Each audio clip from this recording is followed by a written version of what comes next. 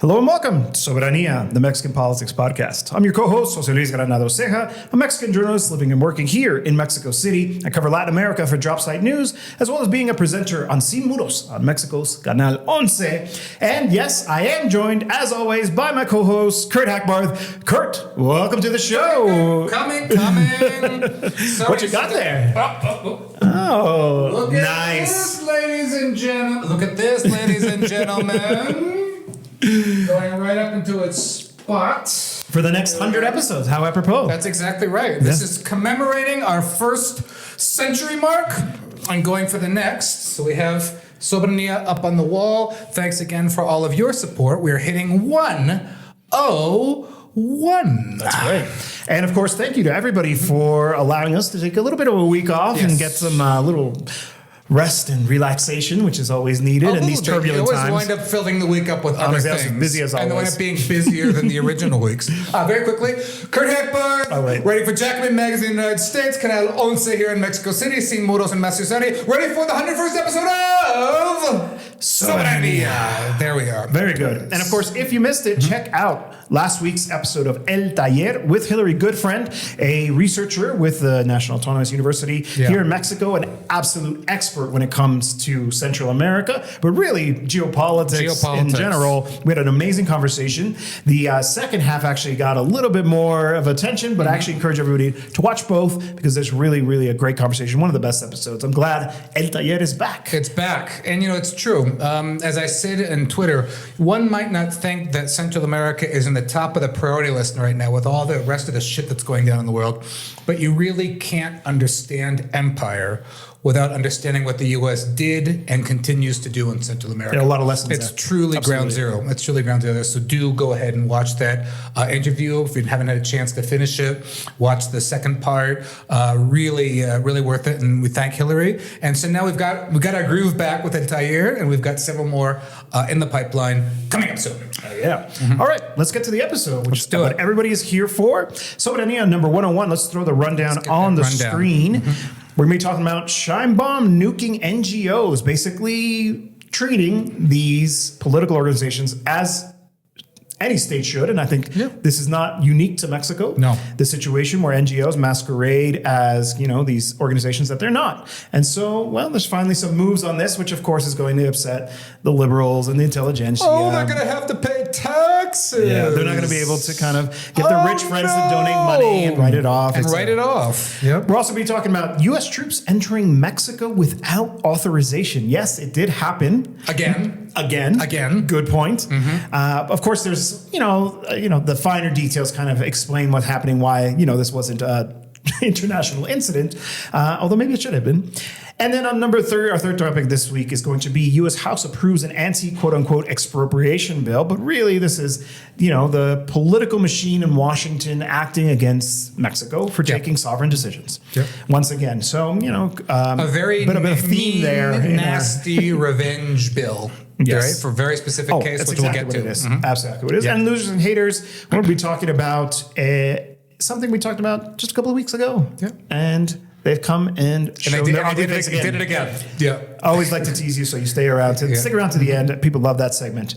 Okay, so let's talk about these NGOs. And we want to put this tweet up here from our friend Samuel, who actually was the first person to report on this. Kudos to him. I'll go ahead and read out the content of his tweet. This is from last week now, but nonetheless still relevant, still important. We thought this was actually the top story for us this week, where he says the following: Mexico's tax authority, SAT, just canceled the permits of more than 300 NGOs to receive donations and deduct taxes, including Mexicanos contra la Corrupción, IMCO, México Evalúa, Mexicanos Primero. The most corrupt, he calls them, civil society organizations in the country. 1.5 billion in U.S. government money has been funneled to Mexican NGOs through U.S. aid and the Atlas Network during the forward transformation in an effort to undermine it. And he concludes saying, the grift is over. Now, we want to move on to this next slide here, if we could put that on the screen as well. And I'll go ahead and read that out as well, just to kind of give a little bit of foundation of our discussion here, Kurt, and I'll throw it out to you. This is basically the nuts and bolts of it here.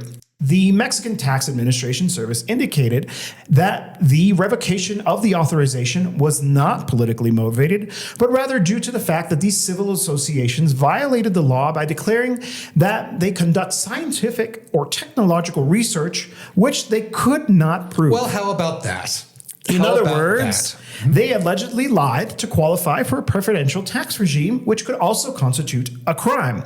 This, of course, is from Contralínea. Our friends over there, Nancy Flores, writes, furthermore, Contralínea has revealed that IMCO, México Evalúa, and Mexicanos Primero are linked to the national and transnational oligarchy, the political right opposed to the 4T, the 4 transformation, and promoters of expressions such as the pink tide, which is a different, not the pink tide of governments. Not the pink tide of Latin America, it was that of South America. Weird grassroots, AstroTurf protest movement here in Mexico, which tried to say that, we were regressing into an authoritarian state, but was very much an opposition-linked effort.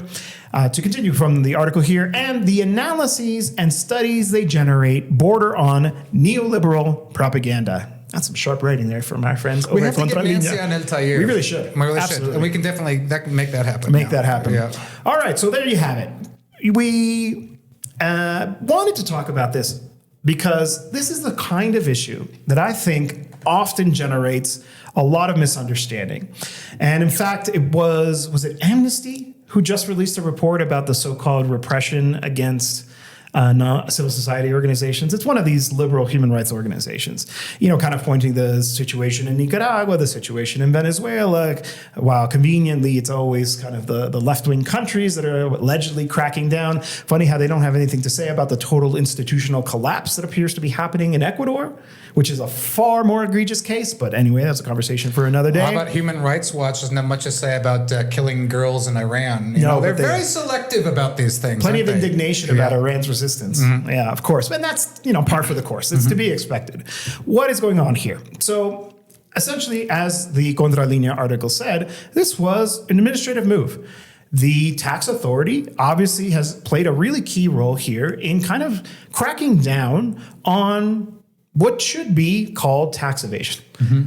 Different mechanisms that powerful interests, the oligarchy of this country use to manipulate the tax system to avoid paying taxes. And one of them is funding these political organizations that take political stances that are very much operating in a climate that is hostile towards the elected government of Mexico.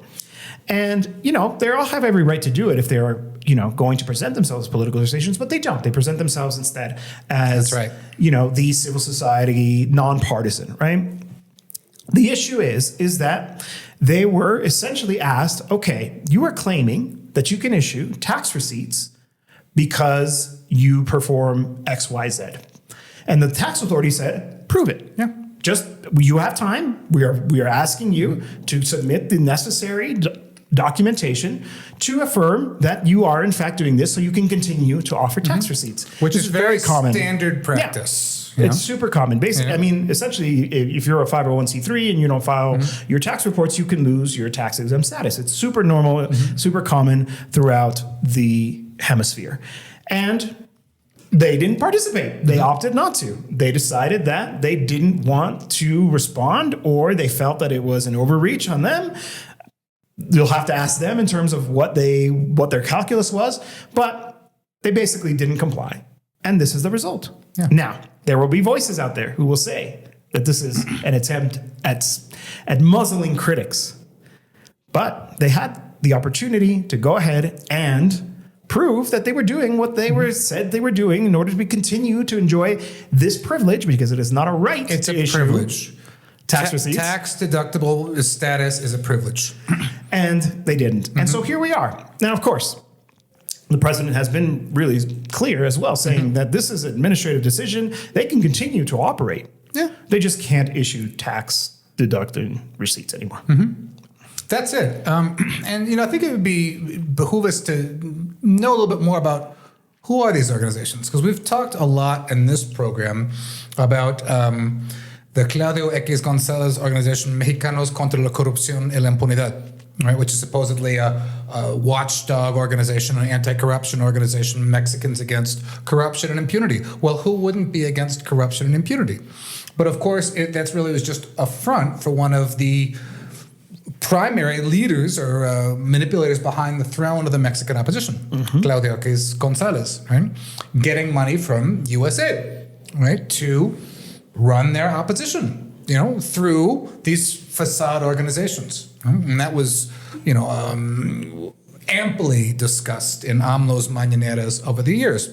Here we have 3 more organizations, just of, some of the others. There were 270 of them. There's some real doozies in here. Here's one, IMCO, which is the Mexican Institute for Competitiveness, right? Again, they put up very these official, generic sounding titles to make it sound like they're in favor of competitiveness, right? Yeah. But who's on it? I just mentioned Claudio X Gonzalez.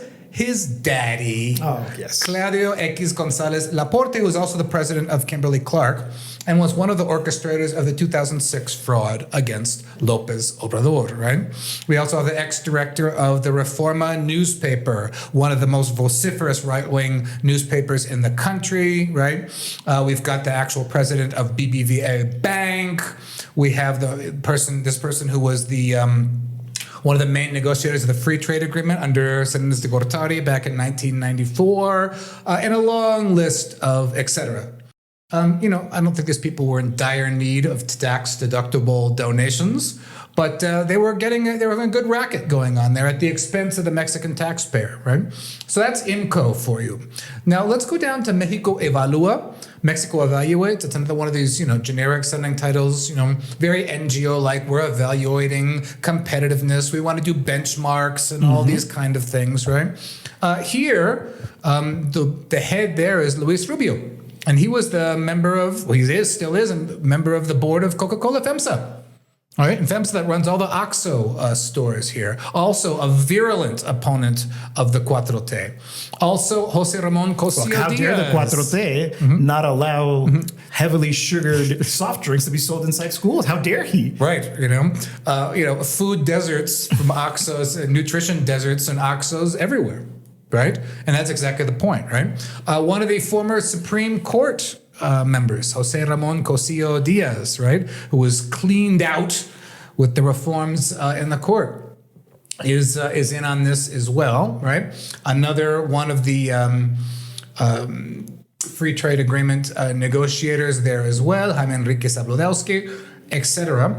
And interestingly enough, if you go to the donors of Mexico Evalúa, we have the National Endowment for Democracy. We have the Atlas Network. We have Open Society. We have the William and Flora Hewlett Foundation. I mean, it's just, my God, it's a who's who of these kind of international donors of right-wing, facade organizations. I mean, it's just so abundantly clear. Right? Another one of the big organizations that was mentioned in this, in Nancy's article, and it's important, is Mexicanos Primero, because there we are. This is another vehicle of Claudio X Gonzalez, because he has a whole list of these organizations, right? Not just one, not just Mexicanos contra la Corrupción, but also Mexicanos Primero, his lawfare organization, just a whole list of them, and they were all in on this racket, all of them. Right? So it was just obscene. Contuleña revealed that this Mexicanos Primero, all right, with this Claudio X Gonzalez vehicle, accumulated between 2010 and 2015 a patrimonio, right, a bag of money of 260,887,000 pesos, right? 205 million of which came from donations, all of which were totally tax-free. Of course. Totally tax-free, right? Just in those 5 years alone. I mean, it's just unbelievable. Right? All of this. And they're howling to the winds because they're not even getting banned, right? They're not even getting run out. They're just having to pay taxes on the donations they get. How about that? Yeah, of course. I mean, I think this is such a classic case of something that is a global phenomenon. This is, powerful interests, oligarchs who want to launder their ideas by providing funding to these kinds of organizations. Yeah. And they're entitled to have their opinions. They're entitled to take a position, right, to have an effort to try to influence policy. What they can't do is fund these organizations with these kinds of generic sounding names that, that essentially is a way of laundering these ideas through a third party, and then also depriving the state of resources because they're empowered to be able to issue these tax receipts, which allows them to deduct in their annual tax returns. This is true here in Mexico, as it is in Canada, as it is in the United States, and many other places. So I think it's absolutely the right decision to go after these organizations, because this is actually a necessary step for the strengthening of democracy, I would say. Because then it's not who has the most money, who has to have the most say. It's, who's actually influencing the opinions of the population, right? So that it's actually a fair, or more fair, because it's always difficult, you're always operating against really powerful interests, but a more fair playing ground when it comes to the marketplace of ideas, right? To discuss and debate what our country needs. And of course, much of the positions of these favor precisely the interests of the people that are funding them. I mean, it's not really rocket science. No. And if they're not going to abide by the law, then there's going to be consequences. It's as simple as that. And they're just so used to all this impunity and being able to get away with anything. They just howl when the law is applied. We saw something, and you mentioned the marketplace of ideas. It's not just the marketplace of ideas, with regards to ideas themselves. It's also equity with regards to financial cases, right? With regards to why should an elite group of Mexican oligarchs be able to benefit from these egregious tax loopholes? Absolutely. Right? I mean, that's just as important as the marketplace ideas. It's equity in the financial front. And it's funny that in the water reform, which we've talked about on this show, right? Part of the problem there was that a group or a corporation or, and even an agricultural group would get a water license, and then they'd be using it for something that they said they weren't using it for. Right? This is the same kind of thing here. These were supposedly organizations that were doing scientific and technical research, and it turns out they weren't. Just like, you'd get a water license for agricultural irrigation, and it turns out they were selling their water rights to a municipality, a water-strapped municipality, right? Yeah. Or they were using the license for purposes that the license was not there for. So just something very simple in the water thing was you have to use the license for the reasons the license was admitted for, or you lose the license, which is just so basic, right? It's interesting you mentioned these reports that they weren't doing. In fact, I cited one of the Mexico Evalúa reports for an article I wrote a while back at this point, but it was, I decided to because my editor is like, you need more criticisms. Like, well, I know I can find some criticisms. But interestingly enough, I ended up reading the whole thing, and it was mostly useless because of so much bias coming through. Yeah. And I was like, okay, I need someone who can talk about the shift in the security strategy under Claudio Sheinbaum vis-a-vis AMLO previously, right? Yeah.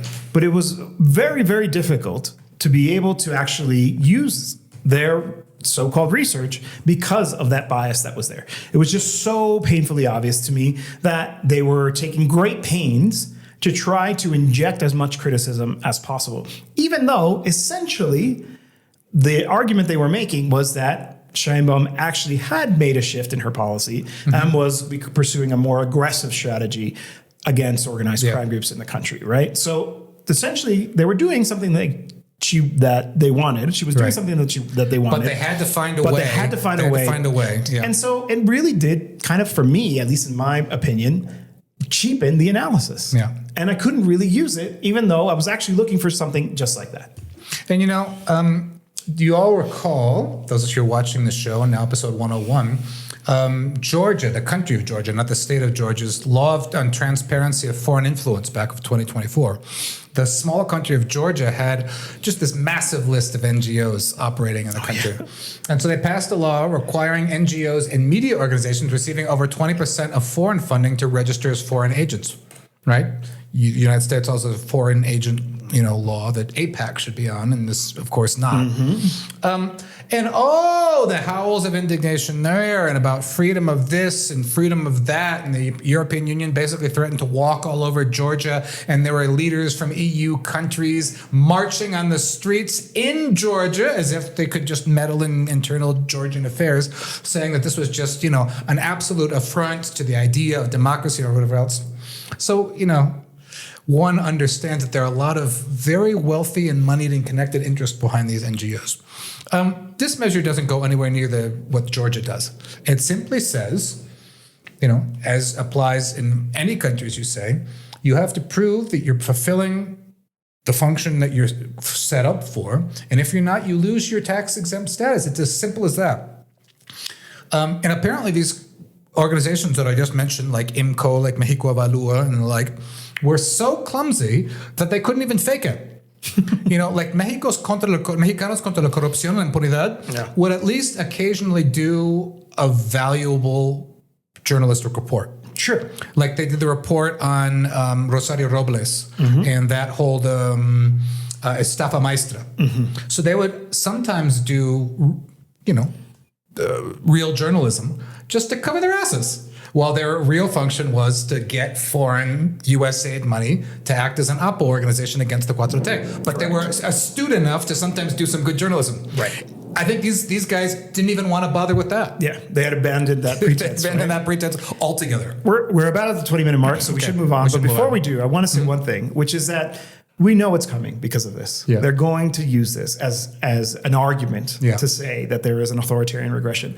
I mention this because not too long ago, VDEM, this organization that allegedly evaluates democracies in the world, once again issued its report. Yeah. And once again said that Mexico is an authoritative democracy, something along those lines, right? That we're not a full democracy the anymore. Economist ranking, very similar, it's right? Similar, right? But of course, worth remembering, in the case of VDEM, they asked 5 people in a country of over 120 million people. Yeah. 5 people, what they think. And that's what they base their valuation on. How about that? And of course, some of them are opposition sympathizers, academics who are teaching at none other than CIDE. Oh, the CIDE. So when you see this come out, because it's going to happen, just remember. We'll remember this episode, remember this conversation. I've got one middle finger for VDM and one middle finger for the Economist democracy ranking. How about that? Bullshit. Yeah. All right, let's move on to our next topic here. Let's throw this tweet from yours truly here on the screen, where I talk about a very troubling issue that happened very recently. I'll go ahead and read it to you. U.S. forces carrying heavy weaponry walked across the border into Mexico without authorization, and when told to leave by both civilians and the National Guard, they called for backup, and they returned to the U.S., to their territory, only after they, quote unquote, finished their work. And I ask the question here, are we supposed to trust the U.S. when it comes to respect for our sovereignty? Gee, I don't know. I'll have to think about that one. I'm going to have to go with no. Yeah. And in case it wasn't clear to you, so essentially what happened was that the U.S. troops, who obviously operate on their side of the border, as is their prerogative and their right, came over to do some work on a fence. Apparently there was something that they needed to do. Now, this is not an extraordinary thing, but it's the kind of thing that has to go through an approval process. Of course. We cannot have foreign boots. It's bad enough to have foreigners ingress without authorization, but troops with weapons who are armed, right, who are trigger happy, who have shot Mexicans from their side of the border into Mexico. They have done that, that's right. Walking into this territory and acting like it's nothing. And I think for me, the most egregious thing was the fact that they were politely asked to leave. They're like, you're on our side. This is not allowed. And what is their response? To call for backup. Of course, that is U.S. logic. Escalate. Always escalate. And that's really working really well in the Middle East right now. Yeah. I cite the tweet here from La Silla Rota, which, funnily enough, translates to the broken chair, who actually has video. You don't have to take my word for it. You can see their behavior. You can see the indignation of one Mexican citizen who was upset that they were on our territory, telling them to leave. And of course, they refused to. Now, I asked the Secretary of Foreign Affairs for comment. They did not get back to me, and that's a separate conversation. I think they need to improve their communications, because I was curious to hear what Mexico's explanation for this incident was, but they didn't get back to me. Though Claudia did address it on Friday at her morning press conference, saying, well, it wasn't a big deal. Yeah, right? She tried to play it down. Tried to play it down, deliberately trying to play it down, that it was only a few meters and that they went back and it wasn't an incident. But I make the case that when it comes to these kinds of violations, you can't even see it an inch. And as you rightly pointed out, Kurt, this isn't the first time. Yes. I want to put this article from La Jornada up on the screen here. Yeah. Now, this is from a while back. Well, but it's not that long ago, right? It was what month? just last year, just last November. Last November. Just a few months ago. A few months ago. Yeah. For some reason, I thought it was longer. Where essentially the same thing happened. Here, I'll read the headline to you. I think this was even worse, this one in November.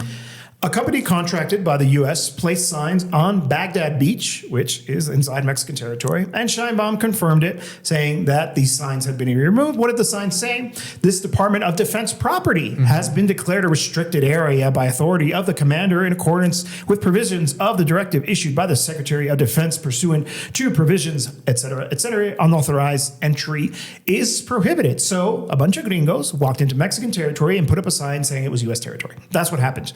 They removed it. Apparently some confusion about where the border begins and ends. That was the explanation at the time. But as you said, it was more egregious. What makes you say that? Well, it was more egregious because it wasn't just fixing a previously existing fence. It was they went in and put up a bunch of signs purporting that Mexican territory was U.S. territory. They're actually, in that case, not just doing a job or whatever else. They're actually claiming Mexican territory as their own and trying to prohibit people from going into it, right? That is worse. And then, Mexico again tried to play nice and they tried to ask and, ask the consulate and ask the embassy and they weren't getting back to them. And they finally admitted, yes, that they'd contracted a private company to put up those signs. So they did do it, right? They took down the signs, whatever else.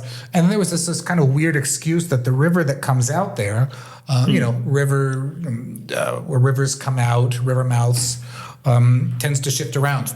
And it's true, rivers can tend to shift around to the, left or right, depending on tides and depending on, water flow and depending on other things. So they say that, where the border was may have actually kind of shifted. But that's something you work out. You just say, there's a whole commission for it. There's a whole commission for it.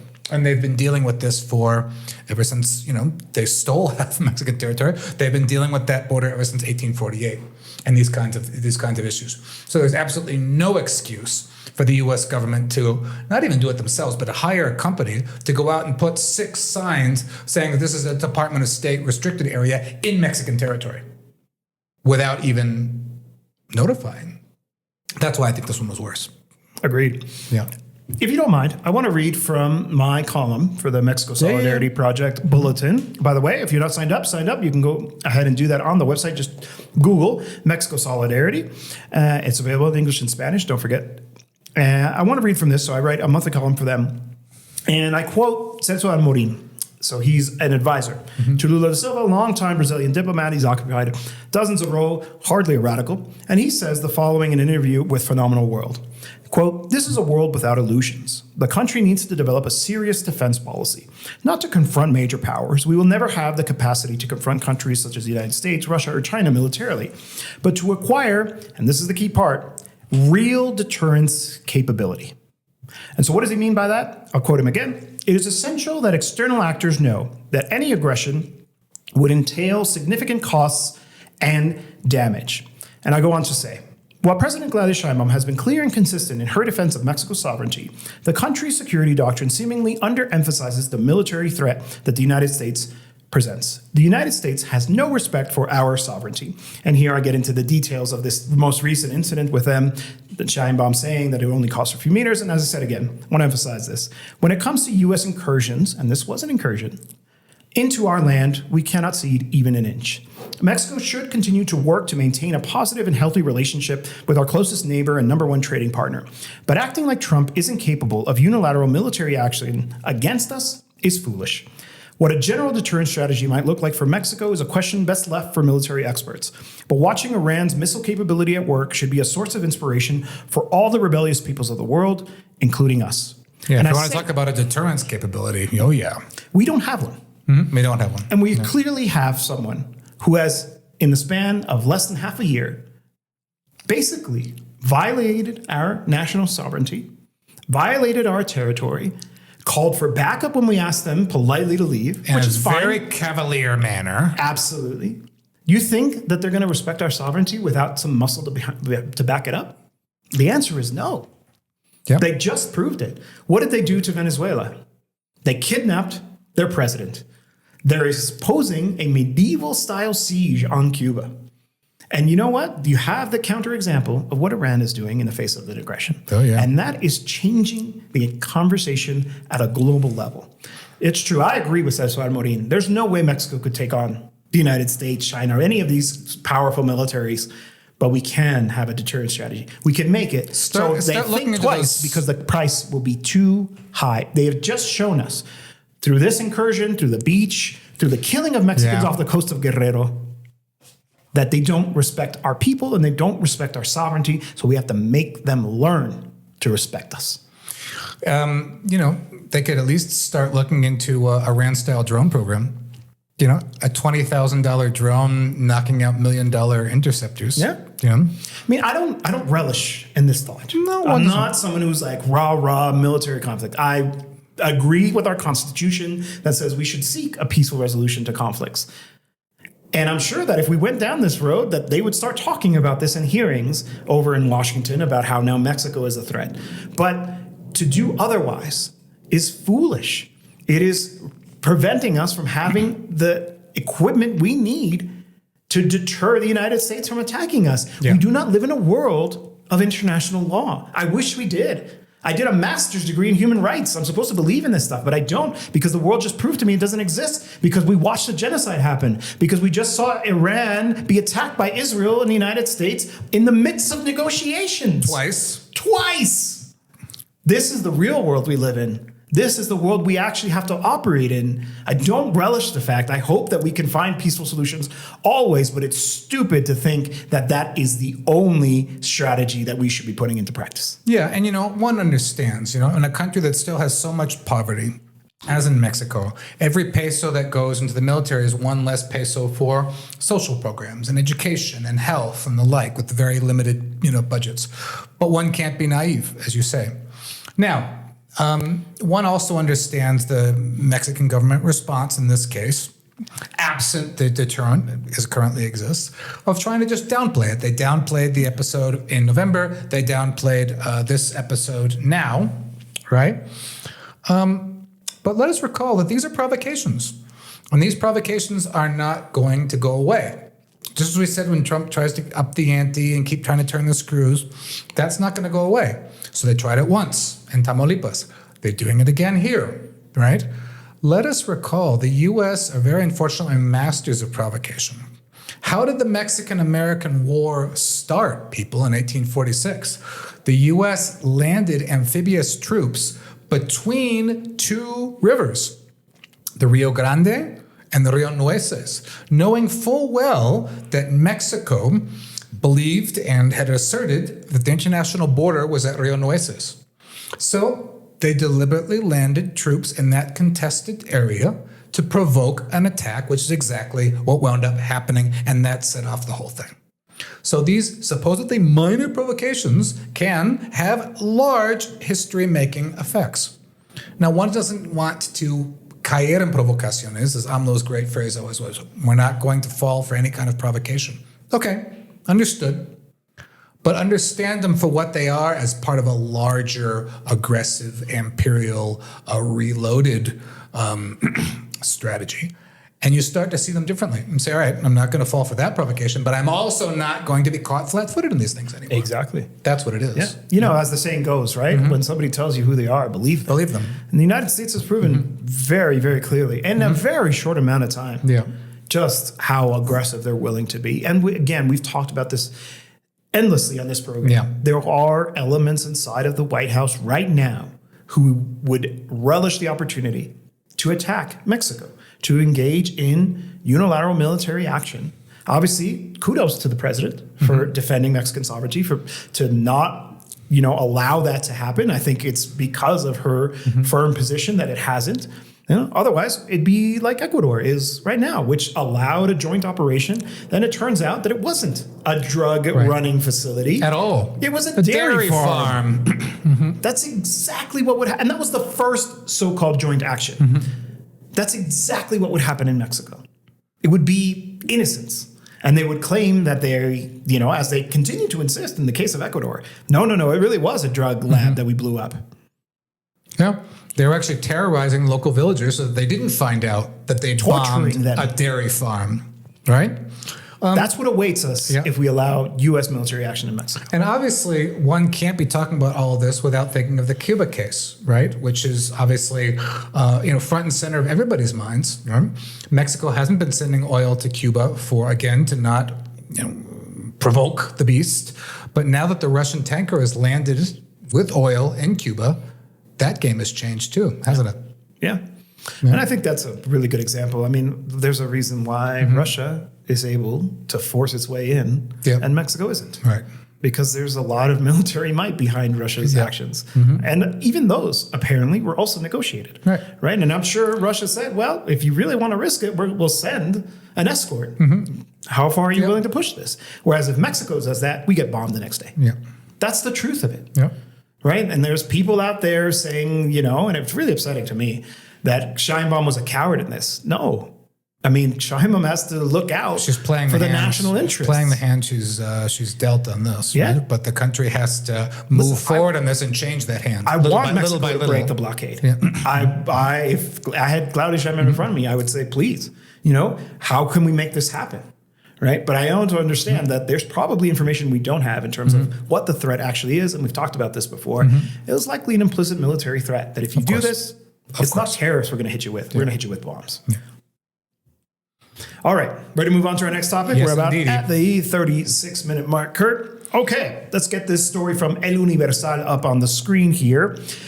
U.S. Congress passes law to protect Vulcan Materials, accuses Mexico of campaigning against the company. And then there's a quote here from a congressman who says a campaign that puts all U.S. investments in Mexico at risk. Now, what is actually the story here? So this is a very long-running story. Essentially, this company has some ownership of a piece of land in the Yucatan Peninsula, which is a very environmentally sensitive area. It is a quarry for materials that are mostly export-oriented, which has faced accusations that actually predate AMLO of not respecting environmental law, basically overexploiting the area, causing damages to a delicate ecosystem, damaging aquifers, et cetera, et cetera. Right, and in order to mangrove swamps and wildlife and birds and the like. And I really want to emphasize this. This is mostly for export, and it was actually one of the sticking points for U.S. highways. For López Obrador. So essentially, we are carving up Mexican territory to fill up boats to send them to the U.S. to build highways over there. Now, there was an effort to try to reach an agreement with this company. Basically, Mexico made the decision that this environmental damage was too great, that something had to be done, that these kinds of mining operations had to be suspended, and they said, we'll buy you out, right? We'll buy it out. And at a fair price. Vulcan said the price was too low, that they wouldn't play game. And so what the Mexican government did in response, again, emphasizing on the need to move away from this export-oriented mining to something a little bit more sustainable, like a tourism, an eco project. Apparently the port is deep enough for cruise ships, right? This was one of the proposals on the table. Decided to declare it a nationally protected area. If you want, we can put up on the screen there my tweet talking about this. And I say the following. Then President 2,400 hectares over by Playa del Carmen. Huge. So one of the most ecologically sensitive and also touristy parts of the country, right? Yeah, oh man, how many millions of people don't visit that part, the Riviera Maya? So I say the following. Then President López Obrador accused Vulcan of violating environmental laws. There are long-standing claims that predate AMLO, who publicly criticized the company in charge that they were destroying, quote unquote, land that he called, quote, the most beautiful in the world. The government first offered to buy the land from the company, proposed that it be used for tourism instead of export-oriented mining. Only after Vulcan rejected the offer did the Mexican government move to declare it a nationally protected area that prohibited Vulcan from extractive activities. And Vulcan, of course, promised a strong response. They took the case to the International Center for Settlement of Investment Disputes, demanding $1.9 billion, which is, I think, 5 times what they had been offered by the Mexican government. Lobbied U.S. lawmakers who also promised to intervene, which culminated in that headline that we saw, which is slightly inaccurate. It just passed the House vote. It actually didn't pass Congress as of yet. Still needs to go through the Senate, although it is expected to pass.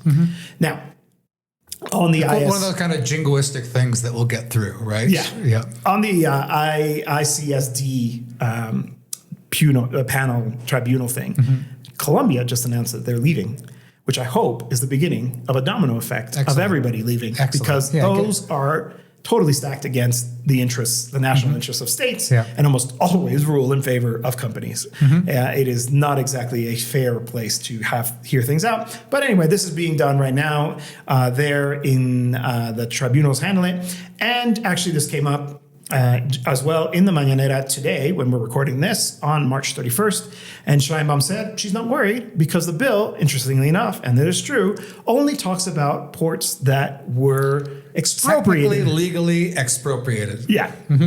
This was not expropriated. No. It has not been expropriated. They have offered to buy it. They are not playing ball, but it's not like the government said, well, we're doing it anyway. They declared it a national protected land. Vulcan can keep it if they want. They just can't mine there anymore.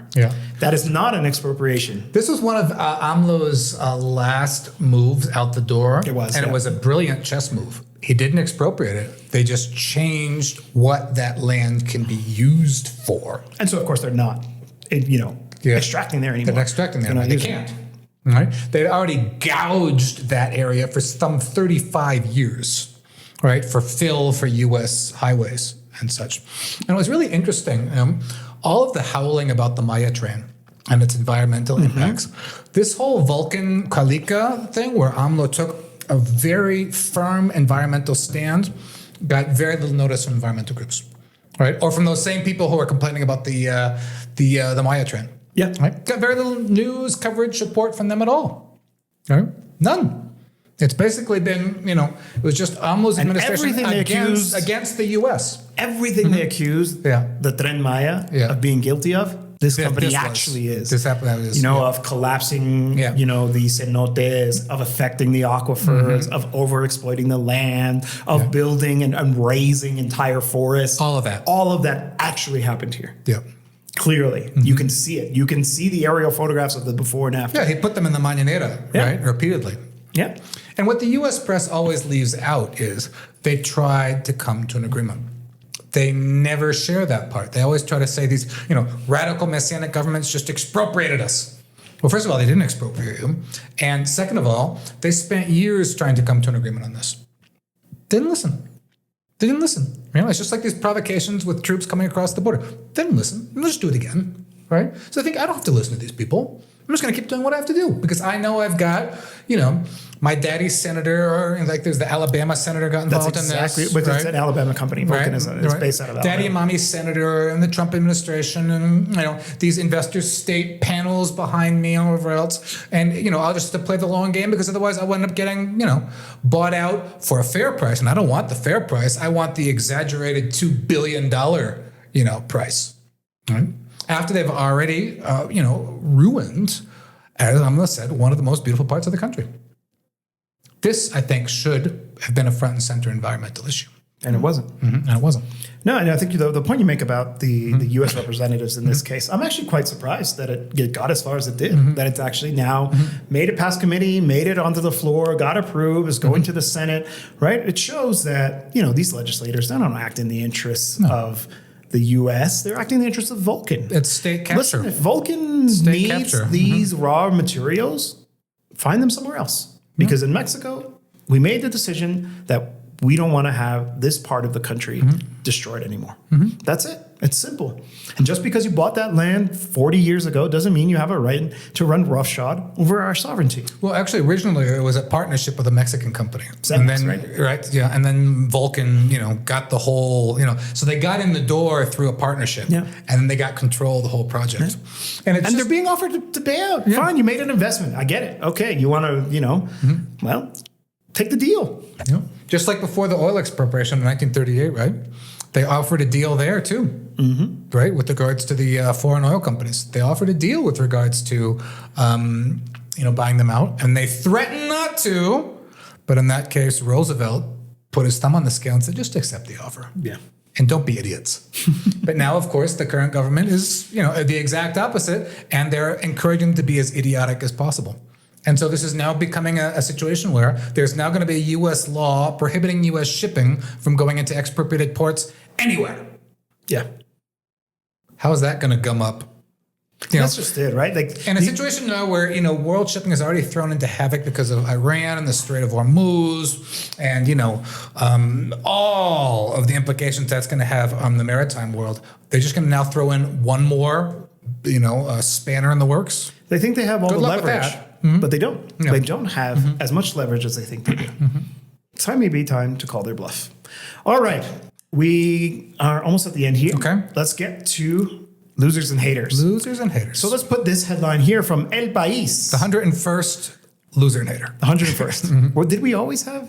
Maybe There might have been a few. Okay. There So might. the 96th or so. Yeah. All right, I'll read it out to you here. The PT blocks the recall referendum against Sheinbaum in 2027, and the political reform, electoral reform, suffers another setback in the Senate. The president's Plan B is approved in the Senate without its central point. Most of it, yeah. The possibility of lining the recall referendum with next year's election. Kurt, I'll throw it over to you because I know you've been following this very closely. You talked about this on Mass Society. For all of our Spanish-speaking viewers and listeners, don't forget to check out Mass Society on Wednesdays with none other than Soberania's own Kurt Hackbarth. Yeah, so, we talked about on the previous show what the Plan A was, right? With regards to electoral reform. Which was actually not, I was going to say a sweeping reform, but it wasn't even. It was actually a pretty modest effort to try to attend to the demands from the electorate, which had was tired of having to deal with politicians who never even have to go and knock on doors and actually win support from the population. And in fact, we have the famous case of Lili is actually losing and nonetheless arriving in the Senate, despite the fact that she did not win because she was on the party list. But that didn't happen. It didn't get approved, and it didn't get approved quite simply because of the junior parties in the Morena-led coalition. And the supposed Green Party. Right? We said the only green thing about them is the greenback. Right? So that was the Plan A, right? The Plan A was going to reduce public financing by 25% to parties. It was going to change the way that PR list seats were allocated to take power away from party bigwigs and make them more democratically elected. It was going to get rid of PR seats in the Senate. It was going to overhaul some important areas. Didn't pass because of the junior parties, you say. So Sheinbaum said we have a Plan B. And Plan B was apparently worked out in agreement with these parties. There was a whole picture. There was a whole show. We agree on the Plan A, right? Yeah. The Plan B was more modest, but it still required those smaller parties because they're constitutional reforms, which I think was kind of an error in communications because they had led us to believe that Plan A was constitutional reforms, but Plan B was simply going to be majority changes to simple majority laws. And it turns out that these were also constitutional reforms, so that they also required the support of the PT and the Verdes. So there were things like reducing unnecessary expenditure in state legislatures. States can spend no more than 0.7% of their budgets because you have these bloated legislatures with all kinds of excess and unnecessary costs. Also, regidores, which are kind of like city councilors, they were going to cap the limit because you have cities which have again an inordinate number of regidores. They were going to go after unnecessary salaries of members of the Electoral Institute, and these kinds of things, right? Everyone said fine. But then the PT said not fine. And they said not fine over one issue. One issue. And that one issue was, right, Mexico now has recall elections. And what's interesting in Mexico is López Obrador began this when he was mayor of Mexico City. He self-called a recall. Yeah. Halfway through his term, basically saying, the old Ed Koch, how am I doing? I will call my own recall election, and you can vote me out if you want, right? Kind of direct democracy right halfway through his term. Obviously, he won that resoundingly as mayor. He did the same thing as president. There was all kinds of a kerfuffle about if they were going to time the recall together with the midterms or have to do it separately. The original plan was to have it at the same time as the midterms, which makes eminent sense. But the opposition said, no, because that's just going to basically increase turnout for Morena, and it's going to influence the results of the midterms. It's like, well, do your job, is the opposition then. And so they wound up having it the year later. Sheinbaum said as well, we're going to do the self-recall about halfway through the term. And this part of the plan B was going to allow that recall to be, again, the same day as the midterms in 2027. And the PT said no. Why? This doesn't affect them. One can, excuse me. One can understand that Plan A would affect them because it would reduce their financing and reduce their capacity for getting, PR seats, for example, in the Senate. Okay. Not in agreement with them, but one can understand how it more effectively directly affects their interests. But here it was very, very indirect. Kind of their reasoning, Jose Luis, is that if Sheinbaum were to call the recall for the same day as the midterm elections, that would increase Morena votes because people are going to be voting for the president, which would hurt us. That's about as close as you can get for a rationale for this. I mean, I'd struggle to wrap my head around what their disagreement was. Yeah. And so that part did not pass because it required PT votes. It didn't pass. And now people are furious. People were mad enough that the PT and the Verdes blocked Plan A, but they're even more furious they blocked Plan B after saying they were going to support it, and for there being no obvious, ostensible, apparent reason for them to have opposed it. They're just at least in the Plan A, you could say, well, they were acting to try to preserve a plurality of voices. Yeah, one could make that argument. I think it was very self-interested, but they could at least make that argument. That's correct. Yeah, I mean, I said that last time, right? That I don't think they did a very good job of communicating that opposition on that kind of principled sense. Yeah. And in fact, let's throw this tweet up here from you, Kurt, which is actually your intervention on Mass Sade. Yeah. Go ahead if you can read it if you want. Read your own voice. No, go ahead. The people know very well how to distinguish when a party adopts a stance out of principles or out of pettiness. Last night, the PT chose the latter. Yeah. It was your opportunity to do your Kurt impersonation. Oh, I don't. There's a lot of head dancing. A lot of head dancing around. But I just can't get the voice. Yeah. Well, you got to spend some more time in sound like a coastal Connecticut. That's the thing. I just don't have that accent. So my point on the program was one understands when a party votes out of principle. And the example I gave on the show was when the PT opposed the second round of tariffs against China, which we also heavily criticized on this program. Like when you take a principled stance. That's a principled stance, right? The PT doesn't gain anything out of that. It only creates, friction, but that's necessary friction in a coalition. And as we said before, we would love for the PT to be that left-wing anchor party. Yeah. Saying we're going to anchor this coalition in principles of the left, which is what a smaller party in a coalition like that should be doing. Right? Just like the PT has come out in favor of nationalizing public pensions and getting rid of that awful Afore individual retirement account system. Yeah. That's a principled stance. One applauds those positions. This is not that. And this has pissed a lot of people off because it's just so transparently and meanly self-interested. And they're now hurting their own coalition. Because now Sheinbaum apparently has 2 losses in a row, and it's also going to, very practically, depress turnout for the midterms. Absolutely. That's what it's going to do. Yeah. Which favors the opposition. Yep.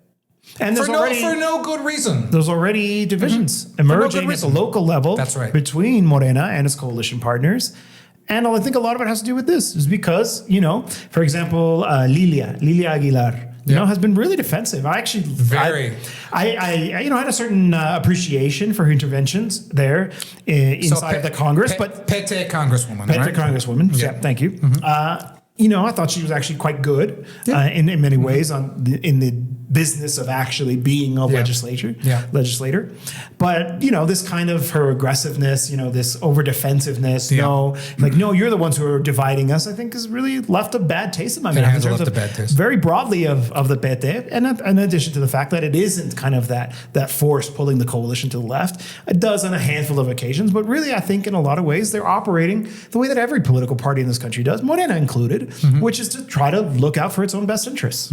And the result, I think, is probably going to be seen in the midterms, right? That's where we're going to see the consequences of this type of differences that are happening within the coalition. Where there's probably going to be states where they don't run together, and it's going to split the vote, and maybe the opposition right-wing parties go right down the middle. Baja California is one of them. There's a threatened split at the local level for the 2027 elections, and that's probably not the only state where that's going to happen. I think the federal coalition will maintain itself out of self-interest because the coalition wants the three public registries, the three sources of public financing for that campaign, right? Yeah. But I think the bet is... And the bit they will sink without being part of the coalition. So they'll be willing to cede more of their financing on that, right? Or whatever. But I think what the bet is fine, go into the coalition, but we'll make sure that they don't hit the 3% voting threshold and they'll lose their official party status. And that will be on them, ultimately, right? Which is perfectly possible. It's perfectly possible. I mean, the PRD lost its status despite its place in history in a long time in Mexico. Just to conclude this point, the PT has a lot of blame to shoulder, but as several astute analysts have pointed out, this probably wouldn't have happened without some traitors within the mist in Morena. And I'm thinking of people like Adán Augusto. I'm thinking of people like Nacho Mir, the new majority leader in the Senate. I'm thinking of people like Ricardo Monreal, the majority leader in the House. Were they playing ball with this? Because they seemed all too willing to get rolled over on this. And, Morena's the senior party in the coalition. Why were they so easily rolled? Twice. What happened there? I think the most positive thing that could come out of this whole episode is that people pay more attention to these political operators. And what are they actually doing? Is it worth it? Yeah. The argument is always like, well, you need a Monreal. You need a Monreal, you need the operators, you need the these snakes. guys. These are pros. Well, they're not coming through anymore. Yep. And now, who are they, in a sense, aligning themselves with? Yeah. With Morena or with these parties who they now have a little bit of a favor trading happening? Exactly. What are they getting out of that? And the most cynical, interpretation is that they're trying to provoke an artificial split in the fracture of the coalition to try to gain something out of that. You got to remember, we live in really dangerous times where a lot of things can happen really, really fast.